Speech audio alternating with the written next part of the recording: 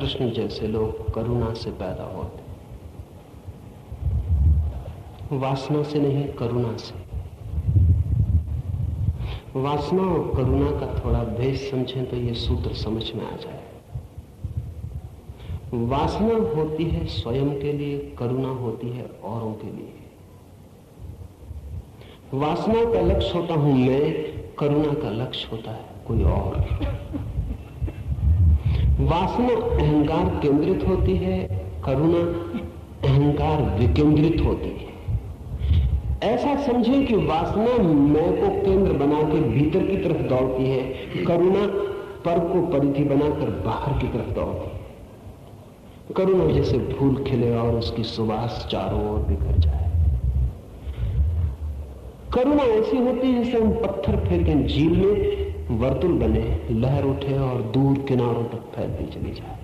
करुणा एक फैलाव, वासना एक सिकड़ाव। वासना संकोच है, करुणा विस्तार है। कृष्ण कहते हैं करुणा से युगों युगों में जब धर्म विनष्ट होता है, तब धर्म की पुनर्संस्थापना के लिए, जब अधर्म प्रभावी होता है, तब अधर्म को विदा देने के लिए मैं आता हूं। यहां ध्यान रखें कि यहां कृष्ण जब कहते हैं मैं आता हूं, तो यहां वे सदा ही इस मैं का ऐसा उपयोग कर रहे हैं कि उस मैं में बुद्ध भी समा जाएं, महावीर भी समा जाएं, जीसस भी समा जाएं, मोहम्मद भी समा जाएं। ये मैं व्यक्तिवाची नहीं है। असल में वे ये कह रहे हैं कि जब भी धर्म के जन्म के लिए और जब भी अधर्म के विनाश के लिए कोई आता है तो मैं ही आता हूं। इसे ऐसा समझिए, जब भी कहीं प्रकाश के लिए और अंधकार के विरोध में कोई आता है तो मैं ही आता हूं। यहां इस मैं से उस परम चेतना का ही प्रयोजन है। जो भी व्यक्ति अपनी वासनाओं को छीन कर लेता है, तब वो करुणा के कारण लौट आ सकता है। युगों युगों में कभी भी, जब भी जरूरत हो उसकी करुणा की, कोई लौट आ सकता है। उस व्यक्ति का कोई नाम नहीं रह जाता। वो कौन है? क्योंकि सब नाम वासनाओं के नाम है। जब तक मेरी वासना है तब तक मेरा नाम है, तब कि तुम कृष्ण हो। लेकिन अगर मेरे भीतर कोई वासना न रह जाए, निर्वासना हो जाए, तो कोई अहंकार भी नहीं रह जाए, मेरा कोई नाम भी नहीं रह जाए, तब मेरा जन्म भी कृष्ण का ही जन्म। अगर आपके भीतर कोई वासना न रह जाए तो आपका जन्म भी कृष्ण का ही जन्म।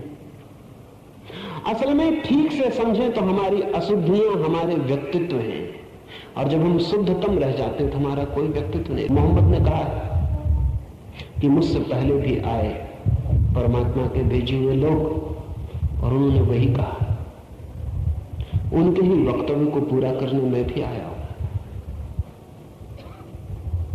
जब जीसस का जन्म हुआ तो सारी दुनिया से बुद्धिमान लोग जीसस के गांव पहुंचे, बड़ी हजारों मील की यात्रा करके,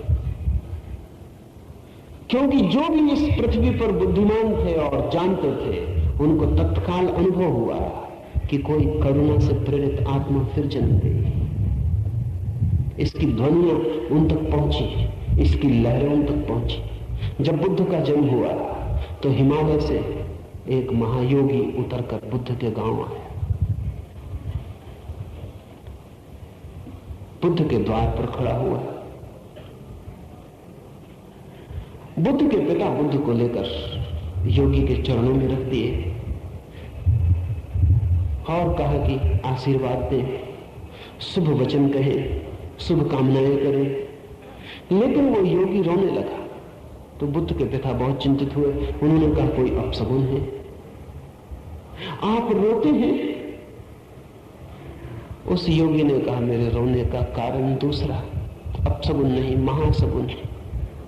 मैं रोता हूं इसलिए कि उस आदमी का जन्म हुआ फिर जिसकी कोई वासना नहीं, जो करुणा से आया, लेकिन मैं उसके चरणों में बैठने से वंचित रह जाऊंगा, क्योंकि मेरी तो मौत की घड़ी करीब आ रही। उसके लिए नहीं रोता, अपने लिए रोता हूं, क्योंकि ऐसी चेतना जन्मी, उसी को खोजते मैं हिमालय से यहां तक आया हूं। जब भी कोई महाकरुणावान चेतना पृथ्वी पर उतरती तो जिनके हृदय भी पवित्र हैं उनके हृदयों में कंपन शुरू हो जाते, उन तक खबरें पहुंच जाती। वो लहर, वो झील पे पड़ा हुआ पत्थर उन तक लहरें ले जाता है। वे उस ध्वनि तरंग को समझ पाते, वो भागे हुए चले आते। रोने लगा वो महायोगी, उसने कहा दुखी हूं क्योंकि मैं मर जाऊंगा, मेरी तो मौत करीब आ गई और मैं बुद्ध के चरणों में न बैठ पाऊंगा। अभी ही नमस्कार कर लेता हूं। उस बच्चे के पैरों में सिर रखकर वो योगी चला गया। जब कृष्ण कहते हैं तो आमतौर से लोग भूल समझ लेते हैं। वो समझ लेते हैं कि अगर आज अधर्म होगा, दुष्ट होंगे, साधु कष्ट में होंगे तो कृष्ण लौट आएंगे। कृष्ण नहीं लौटेंगे, जो भी लौटेगा वही कृष्ण। कृष्ण कोई व्यक्ति नहीं है। जहां भी कोई लौटेगा वही कृष्ण है। लेकिन जब भी जरूरत होती, अंधेरा घना होता है तो कोई प्रकाश किरण लौट आती। क्यों लौट आती? करुणा के कारण। जरूरत हो तो ही लौटती, अन्यथा कोई जरूरत नहीं। आपके घर में कोई बीमार हो तो डॉक्टर आता, न हो तो कोई जरूरत नहीं। अंधेरा हो तो ठीक, अंधेरा न हो तो कोई जरूरत नहीं। अगर पिछली पीढ़ी में ऐसी आत्माएं मरी हो जो कि वासना से मुक्त हो गई हो, लेकिन पृथ्वी पे कोई जरूरत ना हो तो वो न लौटेंगे। लेकिन अगर जरूरत हो तो लौट आ सकती है। जरूरत सदा है। अब तक तो ऐसा कोई समय नहीं आया जब जरूरत न रही हो। जरूरत सदा है। पृथ्वी सदा ही अंधेरे से भरी है। पृथ्वी सदा ही अधर्म से भरी है। लौटना ही पड़ता है। लेकिन लौटने का प्रयोजन स्वयं की कोई वासना नहीं है। लौटने का प्रयोजन दूसरों पर करुणा है। इस करुणा के दो कारण उन्होंने कहे हैं। असाधुओं के विनाश के लिए, दुष्टों के विनाश के लिए, साधुओं के उद्धार के लिए।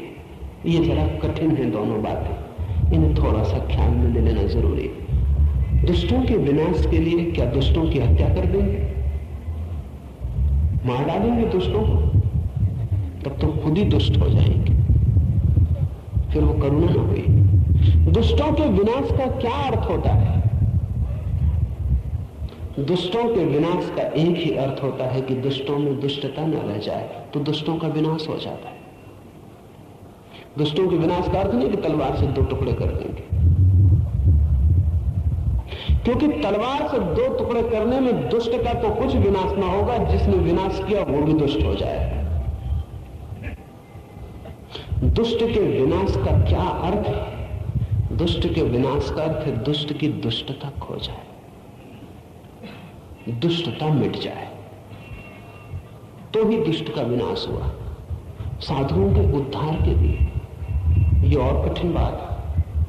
साधु का तो अर्थ ही यही है कि जिसके उद्धार की किसी को जरूरत ना हो। साधु अगर अपना उद्धार न कर सके तो साधु कैसा? दुष्ट न कर सके समझ में आता है।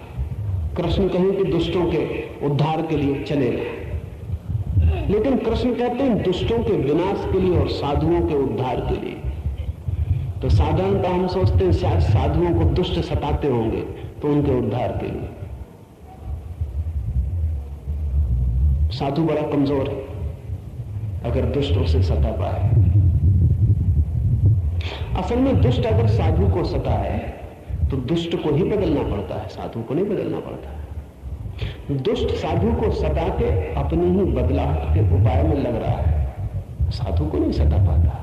साधु को दुनिया में कोई भी नहीं सता पाता, और अगर साधु को दुष्ट सता पाते हैं तो साधु के नाम से दूसरे ढंग के दुष्ट ही बैठे होंगे, अन्यथा नहीं, साधु नहीं होंगे। साधु को सताने का उपाय नहीं है, इसलिए भी उपाय नहीं है कि साधु का मतलब ही यही है कि जिसे अब सताओ और चाहे सम्मान करो, दोनों बराबर हो गए। उसे सताओगे कैसे? उसे जूते की माला पहना दो कि फूल की माला पहना दो, वो दोनों के लिए धन्यवाद देकर अपने रास्ते पर चल पड़ेगा। साधु को सताने का उपाय नहीं है, जिसे हम नहीं सता सकते वही साधु है। फिर ये कृष्ण कहते हैं साधु के उद्धार के लिए।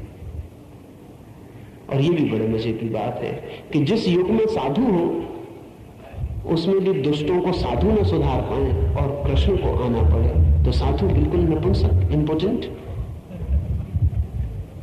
फिर साधु किस लिए है? नहीं, जिस युग में दुष्ट होते उस युग में साधु भी साधु नहीं होते। असल में दुष्टता से भरे हुए युग दुष्टों के युग होते और पाखंडी साधुओं के युग होते। साधु के उद्धार के लिए, अर्थात पाखंड से उद्धार के लिए। और मजा यह है कि दुष्ट का विनाश करना पड़ता, क्योंकि दुष्टता कुछ है जिसका विनाश किया जा सके, पाखंड कुछ है नहीं जिसका विनाश किया सके। पाखंड से सिर्फ उद्धार किया जा सकता, दुष्टता का विनाश किया जा सकता। दुष्टता का पॉजिटिव अर्थ है। पाखंड सिर्फ एक चेहरा है जिससे उद्धार किया जा सकता, जिसे उतार कर रख दिया नीचे तो पीछे का आदमी प्रकट हो जाता। साधु के उद्धार के लिए और दुष्ट के विनाश के लिए। और जिस युग में साधु नहीं होते उसी युग में दुष्ट होते हैं, लेकिन साधु सदा होते तो फिर साधु पाखंडी होते। पाखंडी साधु के उद्धार के लिए, अन्यथा साधु अगर सच में साधु है तो कृष्ण से कहेगा क्षमा करें, आप कष्ट न करें, मैं उद्धार कर लूंगा, अपना उद्धार तो कर ही लूंगा, आपको नाहक कष्ट न दूंगा, आप क्यों परेशान होते हैं? अगर साधु सच में साधु होगा तो दुष्ट उसे दुश्मन नहीं मालूम पड़ेगा, दुष्ट उसे सताता हुआ भी मालूम नहीं पड़ेगा। लेकिन साधु के भीतर भी दुष्ट ही छिपा रहता है। फर्क साधु और दुष्ट के बीच चेहरों का होता है, और इस अर्थ में दुष्ट कहीं ज्यादा ईमानदार और साधु कहीं ज्यादा बेईमान होता है। बेईमानी से उद्धार करना पड़ेगा। धर्म का जब विनाश होता है तो साधु होंगे कहां? क्योंकि अगर साधु होंगे तो धर्म का विनाश कैसे होगा? धर्म का विनाश तभी होता है जब साधु नहीं होते। जब साधु नहीं होते तभी धर्म का विनाश होता है, और जब धर्म का विनाश होता है तभी अधर्म प्रभावी होता है। मैं एक सभा में था, एक बड़े साधु करपात्री जी बोलने के बाद उन्होंने कुछ जनता से नारे लगवाए। उन्होंने पहला नारा लगवाया धर्म की जय हो, 3 बार लोग चिल्लाए धर्म की जय हो। फिर पीछे उन्होंने नारा लगवाया अधर्म का नाश हो। मैंने उनके साथ बैठे साधु से कहा जब धर्म की जय हो गई तो अधर्म बचेगा कैसे? धर्म की जय हो गई, अधर्म का नाश हो गया। ये तो ऐसे हुआ कि लोगों से हम कहें कि दिए जलाओ और फिर कहें अंधेरा हटाओ, तो दोनों बातें बेमानी। दिया जल गया तो बात खत्म हो गई। जब धर्म की जय हो गई 3 बार, अब कृपा करके अधर्म का नाश मत करवाएं, अधर्म नाश हो गया। और अगर धर्म की जय से नाश नहीं हुआ तो अधर्म के नाश के नारे लगाने से नाश होने वाला नहीं है। धर्म नहीं होता क्योंकि धर्म के लिए भी पृथ्वी पर पैर रखने की जगह चाहिए। धर्म को भी पृथ्वी पर पैर रखने की जगह चाहिए। वो जगह साधुओं के हृदय है। अगर साधु न हो तो धर्म को पैर रखने की जगह नहीं मिलती। धर्म तब अटक जाता है, त्रिशंकु हो जाता है, आकाश में भटक जाता है। धर्म को पैर रखने के लिए साधुओं के हृदय चाहिए।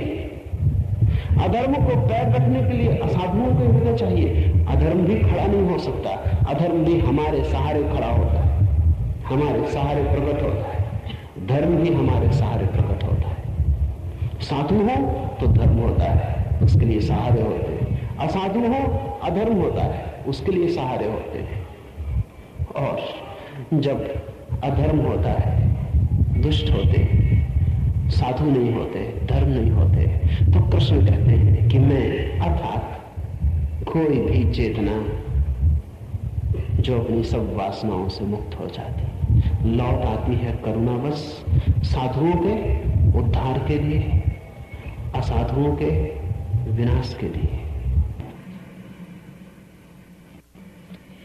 किम कर्म किम कर्मेति कवयोप्यत्र मोहिताः तत्ते कर्म प्रवक्ष्यामि यज्ञात्वा मोक्षसे शुभात्।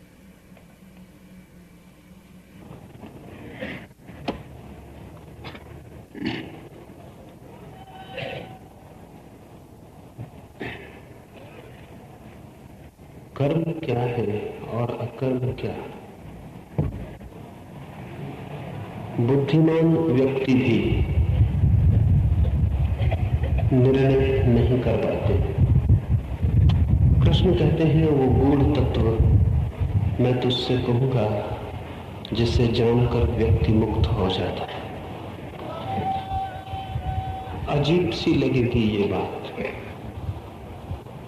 क्योंकि कर्म क्या है और अकर्म क्या, ये तो मूढ़ जन भी तो है। कर्म क्या है और अकर्म क्या, ये बुद्धिमान जन भी नहीं जानते।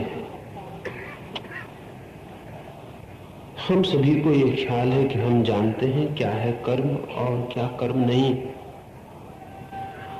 कर्म और अकर्म को हम सभी जानते हुए मालूम पड़ते हैं, लेकिन कृष्ण कहते हैं कि बुद्धिमान जन भी तय नहीं कर पाते हैं कि क्या कर्म है और क्या अकर्म। गूढ़ है ये तत्व, तो फिर पुनः विचार करना जरूरी है। हम जिसे कर्म समझते हैं वो कर्म नहीं होगा, हम जिसे अकर्म समझते हैं वो अकर्म नहीं होगा। हम किसे कर्म समझते हैं?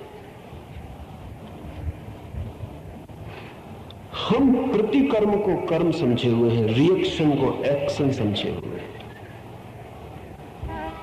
किसी ने गाली दी आपको और आपने भी उत्तर में गाली दी। आप जो गाली दे रहे हैं वो कर्म ना हुआ, वो प्रतिकर्म हुआ, रिएक्शन हुआ। किसी ने प्रशंसा की और आप मुस्कुराए, आनंदित हुए, वो आनंदित होना कर्म न हुआ, प्रतिकर्म हुआ, रिएक्शन हुआ। आपने कभी कोई कर्म किया है या प्रतिकर्म ही किए? 24 घंटे जन्म से लेकर मृत्यु तक हम प्रतिकर्म ही करते हैं। हम रिएक्ट ही करते हैं।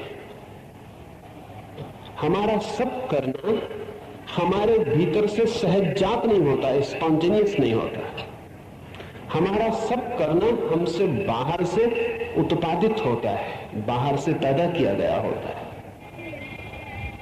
किसी ने धक्का दिया तो क्रोध आ जाता है, किसी ने फूल मालाएं पहनाई तो अहंकार खड़ा हो जाता है, किसी ने गाली दी तो गाली निकल आती है, किसी ने प्रेम के शब्द कहे तो गदगद हो प्रेम बहने लगता है। लेकिन ये सब प्रतिकर्म है। ये प्रतिकर्म वैसे ही है जैसे बटन दबाई और बिजली का बल्ब जल गया, बटन बुझाई और बिजली का बल्ब बुझ गया। बिजली का बल्ब भी सोचता होगा कि मैं कर्म करता हूं जलने का, बुझने का, लेकिन बिजली का बल्ब जलने बुझने का कर्म नहीं करता है।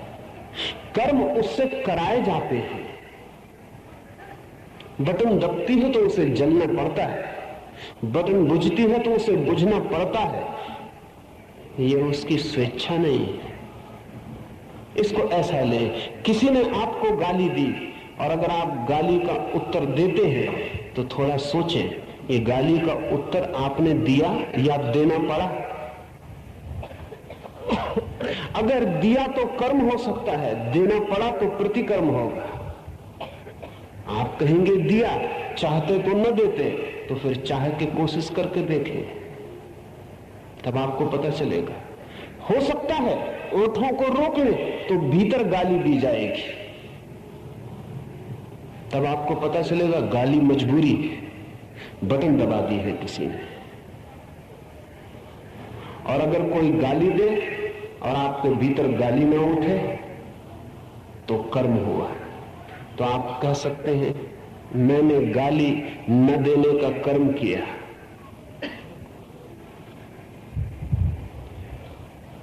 कर्म का अर्थ है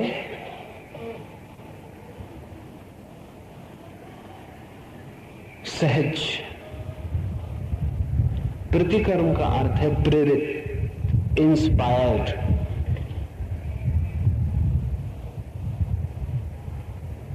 कारण है जहां बाहर और कर्म आता भीतर से, वहां कर्म नहीं। हम 24 घंटे प्रतिकर्म में ही जीते। बुद्ध या महावीर या कृष्ण या क्राइस्ट जैसे लोग कर्म में जीते, उनके जीवन में प्रतिकर्म खोजे से भी नहीं मिलेगा। एक आदमी बुद्ध के ऊपर आकर थूक गया, तो वे मुस्कुराए, उन्होंने अपनी चादर से थूक को पोंछ लिया और उस आदमी से पूछा और कुछ कहना? वो आदमी भी विचलित हुआ होगा, क्योंकि जब किसी के ऊपर थूके तो शायद पृथ्वी पर इसके पहले किसी ने भी नहीं कहा होगा कि और कुछ कहना। वह आदमी थोड़ा झिझका, उत्तर उसे सूझा नहीं, क्योंकि बुद्ध ने बड़ी अड़चन में डाल दिया। बुद्ध कोई प्रतिकर्म करते तो वह आदमी उत्तर तैयार लेके आया होगा। प्रतिकर्म की हम सबकी तैयारी है। बुद्ध अगर पूछते क्यों थूका, तो शायद वो उत्तर तैयार करके लाया हो। जैसे परीक्षा में लोग अपने उत्तर तैयार करके ले जाते, ऐसे हम जिंदगी में एक एक कदम रिहर्सल पहले कर लेते, पहले तैयारी कर लेते हैं कि अगर थूकूंगा तो कोई ये कहेगा तो मैं ये कहूंगा। लेकिन जो तैयारी होती है वो प्रतिकर्म की होती है। बुद्ध जैसा आदमी तो कभी कभी हजारों वर्षों में मिलता है, तो बुद्ध जैसे आदमी की तो तैयारी नहीं होती। 2-3-4 साल के परीक्षार्थी प्रश्न पत्र देख लेते हैं, क्वेश्चंस देख लेते हैं, तैयारी कर लेते हैं। लेकिन बुद्ध जैसा प्रश्न तो कभी लाखों करोड़ों वर्ष में एक बार उठता है, क्योंकि कर्म ही कभी करोड़ों वर्षों में एक आदमी करता है, बाकी सारे लोग प्रतिकर्म करते हैं। वो आदमी मुश्किल में पड़ गया, उसने कहा आप भी क्या पूछते हैं? उससे कुछ और न सूझा। बुद्ध ने कहा मैं ठीक ही पूछता हूं, कुछ और कहना है? उसने कहा लेकिन मैंने कुछ कहा नहीं, आपके ऊपर थूका है। बुद्ध ने कहा तुमने थूका, लेकिन मैं समझा कि तुमने कुछ कहा है, क्योंकि थूकना भी कहने का एक ढंग है। शायद मन में इतना क्रोध है तुम्हारे कि शब्दों से नहीं कह पाते, इसलिए थूक कर कहा है। कई बार शब्द असमर्थ होते हैं। बुद्ध ने कहा मैं ही कई बार बहुत सी बातें कहना चाहता हूं, शब्दों में नहीं कह पाता, तो फिर इशारों में कहनी पड़ती। तुमने इशारा किया, मैं समझ गया। उस आदमी ने कहा लेकिन आप कुछ नहीं समझे, मैंने क्रोध किया है। बुद्ध ने कहा मैंने बिल्कुल ठीक समझा कि तुमने क्रोध किया है। तो उस आदमी ने पूछा आप क्रोध क्यों नहीं करते? बुद्ध ने कहा तुम मेरे मालिक नहीं हो, तुमने क्रोध किया इसलिए मैं भी क्रोध करूं तो मैं तुम्हारा गुलाम हो गया। मैं तुम्हारे पीछे नहीं चलता हूं, मैं तुम्हारी छाया नहीं हूं। तुमने क्रोध किया, बात खत्म हो गई। अब मुझे क्या करना है वो मैं करूंगा। बुद्ध ने कुछ भी ना किया, वो आदमी चला गया। दूसरे दिन क्षमा मांगने आया, बुद्ध से कहने लगा क्षमा कर दो। सिर रख दिया पैरों पर, आंसू गिराए आंखों से। जब सिर उठाया बुद्ध ने कहा और कुछ कहना है? उस आदमी ने कहा आप आदमी कैसे हो? बुद्ध ने कहा मैं समझ गया, मन में कोई भाव इतना घना है कि नहीं कह पाते शब्दों से, आंसुओं से कहते हो, सिर को पैर पे रखकर कहते हो, गैस्चर्स मुद्राओं से। कल भी कल भी कुछ कहना चाहते थे, नहीं कह पाए, आज भी कुछ कहना चाहते हो, नहीं कह पाए। उस आदमी ने कहा मैं क्षमा मांगने आया हूं, मुझे क्षमा कर दे। बुद्ध ने कहा मैंने तुम पर क्रोध ही नहीं किया, इसलिए क्षमा करने का तो कोई उपाय ही नहीं। जैसे कल मैंने देख लिया था कि तुमने थूका, ऐसे आज देखता हूं कि तुमने पैरों पर सिर रखा, बात समाप्त हो गई। इससे ज्यादा इस कर्म में मैं नहीं पड़ता हूं। बुद्ध ने कहा कि मैं तुम्हारा गुलाम नहीं, प्रतिकर्म गुलामी, स्लेवरी। दूसरा आपसे करवा लेता है। जब दूसरा आपसे कुछ करवा लेता है तो आप गुलाम हैं, मालिक नहीं। कर्म तो वे ही कर सकते हैं जो गुलाम नहीं। इसलिए कृष्ण अगर कहते हैं तो ठीक ही कहते हैं कि बुद्धिमान भी नहीं समझ पाते कि क्या कर्म है और क्या अकर्म है। अकर्म तो और भी कठिन है, फिर कर्म ही नहीं समझ पाते। प्रतिकर्म को हम कर्म समझते हैं और अकर्मण्यता को हम अकर्म समझते हैं। अकर्मण्यता को, कुछ न करने को, बैठे ठालेपन को, इनएक्शन को हम नॉन एक्शन समझ लेते हैं। कुछ न करने को हम समझते हैं अकर्म हो गया। एक आदमी कहता है कि हम कुछ नहीं करते तो सोचता है अकर्म हो गया। लेकिन अकर्म बहुत बड़ी क्रांति, घटना है, म्यूटेशन।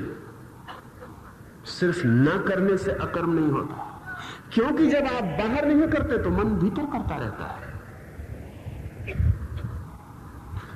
जब आप बाहर करना बंद कर देते हो, मन भीतर करना शुरू कर देता है।